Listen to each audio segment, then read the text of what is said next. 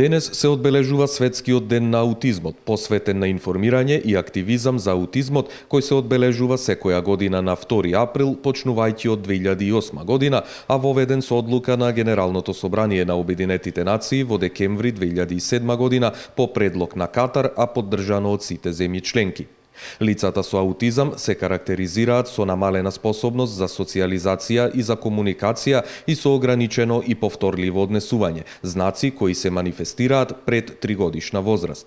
Аутизмот представува невроразвојно нарушување кое што се јавува пред третата година од животот.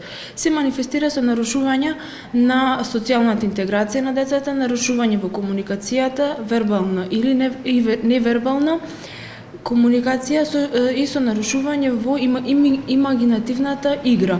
Поточно, односно овие деца немаат фантазија, не се способни да играат оние игри кои божемски. Трите заеднички карактеристики на овие лица се потешкотии во говорот, јазикот, невербалната комуникација и социјалната интеракција.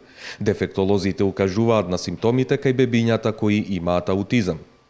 Аутизмот се препознава по следните значења. Значи, детето како бебе или е премногу вознемирено, постојано плаче, се дере, или па имаме бебе кое премногу е мирно, кое што многу часови во текот на денот преспива.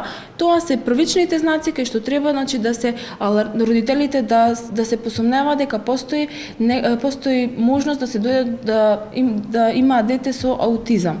Причината за појавата на аутизмот се уште не е точно позната и постојат многу теории за неговото настанување.